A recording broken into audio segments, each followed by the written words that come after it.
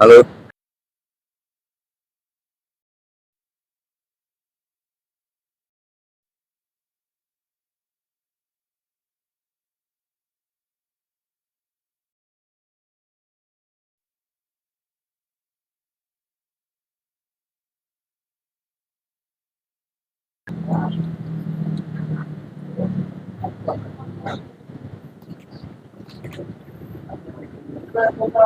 Hah? Hah? Oke, satu, dua, sambil lihat hasilnya. Tunggu dulu. Oke, satu. Nggak usah fokus ke sini. Oke, satu, dua, tiga, action. Langsung. Selamat sore rekan-rekan semua. Selamat sore Indonesia.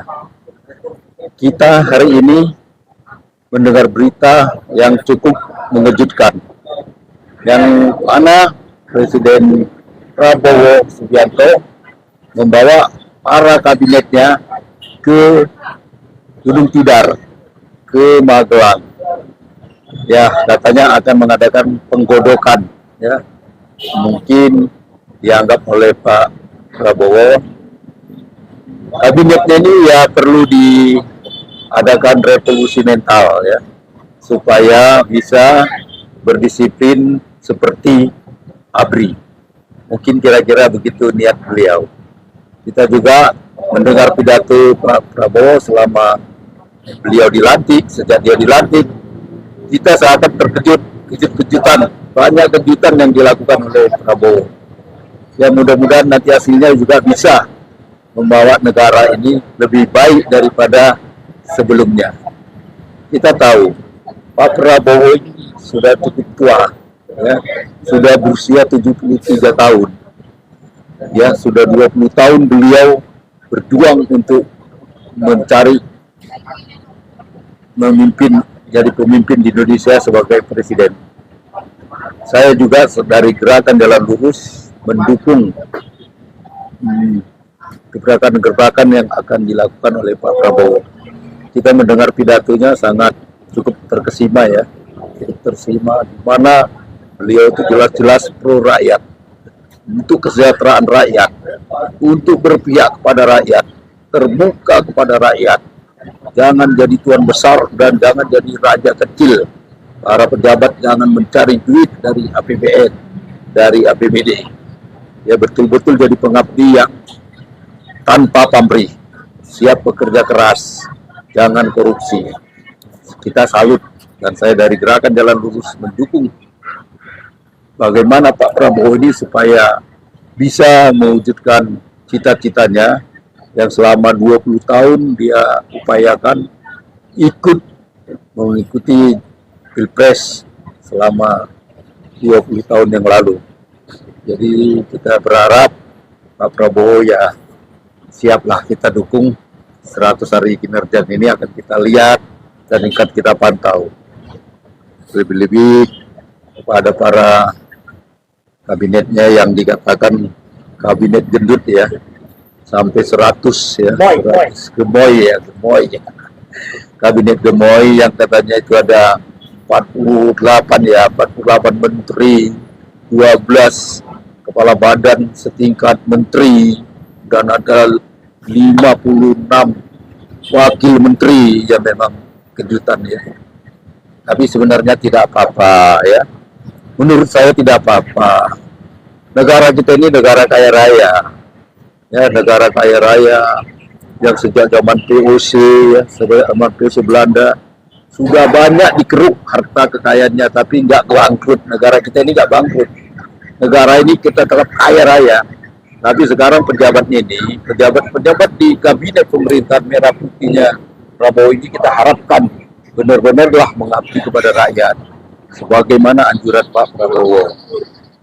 Cobalah bawa kemajuan bagi negara ini, baik bidang segi pertaniannya bisa mengimbangi pertanian di Cina, di Korea, di Thailand, sehingga hasil panennya sangat-sangat memuaskan kepada para petani.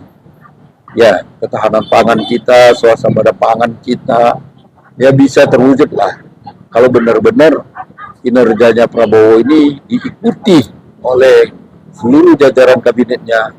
Saya yakin Indonesia bisa maju. Tapi apabila nanti terjadi korupsi, ya Pak Prabowo jangan diam saja. Ya Pak Prabowo harus berani mencopot, benar-benar dicopot. Ya diganti saja, masih banyak kok. Masih banyak kader anak bangsa kita ini yang profesor, doktor, yang ahli di bidangnya, tapi belum dipercaya jadi menteri, jadi wamen. Ya kita tunggu 100 hari ini. Mari kita sama-sama mendukung pemerintahan Prabowo dan sama-sama kita mengawasi. Saya dari Gerakan Jalan Buruh Sejabodetabek siap mendukung Pak Prabowo. Semoga Indonesia maju ke depannya. Terima kasih kawan-kawan. Ini kan Pak Prabowo nih,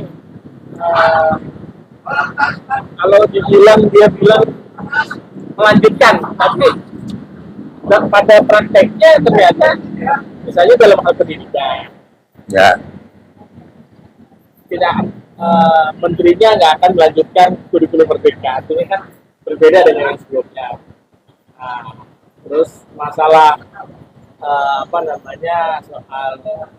Nah, pelanggaran HAM. Ya benar juga sih. Maksudnya Yusril ya, ini pelanggaran HAM tapi bukan berat. Tuh. ya, Itu bagaimana itu belum apa-apa udah rame tuh. Bagaimana itu? ya biasa ya. Saya kira ini adalah riak-riak dalam pemerintahan yang baru. Ya, pro kontra itu pasti ada. Tidak bisa 100% rakyat itu setuju, tidak bisa 100% rakyat itu tidak setuju. Pro kontra itu hal biasa. Tapi kita jangan jadi manusia penjilat yang memutarbalikkan fakta, itu jangan.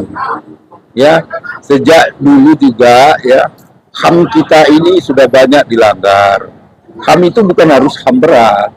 Ya, pengabdian kepada masyarakat, tapi dia tidak terbuka kepada masyarakat, itu juga pelanggaran HAM. Karena dia sudah disumpah janji mengemban amanat sebagai pejabat publik yang digaji oleh rakyat dengan uang rakyat dari pajak rakyat. Apabila dia tidak terbuka pada rakyat, apabila dia mempersulit rakyat, itu juga sudah pelanggaran HAM, pelanggaran sumpahnya. Sehingga harus ya presiden itu harus konsekuen. Konsekuennya dalam hal bertindak. Jadi ganti saja, cukup banyak kok kader anak bangsa Indonesia ini yang profesor, doktor, yang jenis-jenis di luar negeri cukup banyak kok. Ya janganlah, ya jangan karena partai pendukung jadi dimasukin gerbong semua. Itu loh. Tapi soal pro kontra itu biasa. Tapi pelanggaran HAM itu, HAM berat itu ada ya sejak zaman Soeharto. Ya, pelanggaran HAM berat itu tadinya yang dikatakan itu ada pemberontakan PKI ya, yang membunuh jenderal-jenderal. Nah itu pelanggaran HAM berat. Itu sudah ada tap MPR-nya loh. Jadi jangan diputarbalikkan lagi fakta, jangan diputarbalikkan lagi sejarah. Bahkan seorang Yusril Izzah Mahendra, seorang profesor menyatakan itu bukan pelanggaran berat. Ya kita tidak bisa percaya dong dengan kata-kata seorang Yusril gitu loh. Yusril hanya usus 98.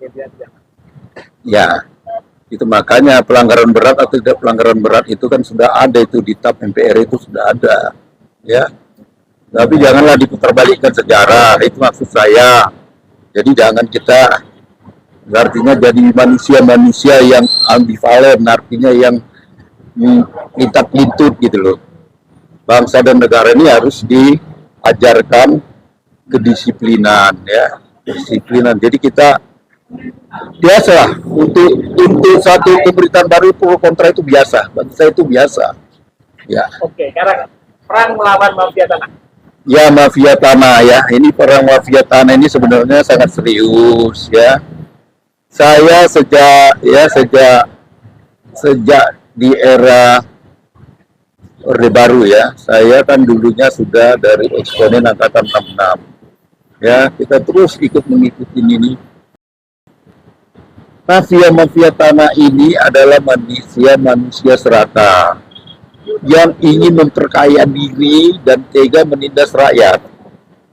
Jadi kalau rakyat itu digusur dari lahannya, ya, digusur, diusir. Nah, ini jangan lagi terjadi di pemerintahan Prabowo. Ini sudah banyak kita alami, ya. Di masa SBY terjadi, di masa Jokowi terjadi.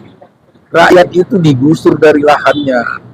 Peristiwa Rempang itu yang paling sangat ini ya. Saya sendiri dari Jokowi dulu, ya sudah 3 kasus besar yang saya bawa dari Sumatera.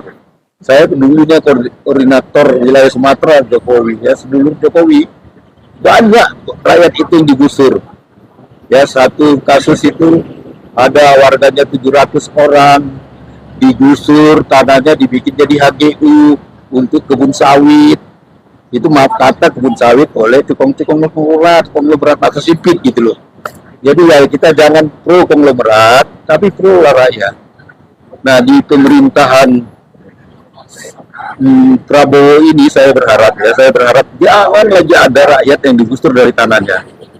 Baik itu rakyat petani, baik itu rakyat yang di perkotaan, apalagi belakangan ini ya seperti di kasus PIK 2 ya, PIK 2 yang kita lihat Pak Said Didu ya. Pak Said Didu itu sangat ya itu proyek strategi nasional. Ya jangan seenaknya dong proyek strategi nasional ini mengutak-atik harga tanah sesuai NJP ya. NJP-nya diturunkan kepada konglomerat nanti jual puluhan juta, kepada rakyat hanya 30-40 ribu per meter. Ini kan ketidakadilan. Gak usah kita tinggi-tinggi jadi profesor doktor menilai, ini udah jelas ketidakadilan. Jadi sila kelima itu sudah dilanggar, keadilan sosial bagi seluruh rakyat Indonesia. Itu PIK itu yang disuarakan terus oleh Pak Said Didu, kita tentu sangat miris. Ya kenapa bisa begitu? Nah ini katanya ada pengaruh 9 naga katanya yang di belakang Jokowi. Waduh 9 naga ini katanya ya pro Jokowi lah, yang mendukung Jokowi, cawe-cawe segala macam. Oh termasuknya menjebloskan Pak Budiarto. Iya itu tuh. Itu ketua forum pemberantasan mafia tanah pun dipenjarakan kan begitu. Ya pengacaranya sudah kasih data-data yang lengkap ya. Isi pengadunya tidak datang ke pengadilan, yang punyanya anak aguan, tapi tidak pernah datang ke pengadilan. Nah ini udah nggak adil gitu loh. Nah kita berharap ya di era Pak Prabowo ini janganlah terjadi lagi kasus-kasus seperti itu. Janganlah rakyat-rakyat ini digusur demi kepuasan konglomerat, demi kepuasan oligarki. Apalagi oligarki ini yang sudah diboyong ke IKN loh, ya kan? IKN itu ternyata mangkrak juga gitu loh. Saya juga sudah pernah ke IKN gitu loh. Udah saya lihat itu mangkrak. Saya menyatakan itu pasti mangkrak. Nah, jadi janganlah kita kelabui rakyat, janganlah kita tutup-tutupi. Kita bikinlah pemerintahan yang bersih dan berwibawa, transparan dan akuntabel. Revolusi mental yang dibawakan Pak Prabowo ini saya dukung gitu. Terima kasih.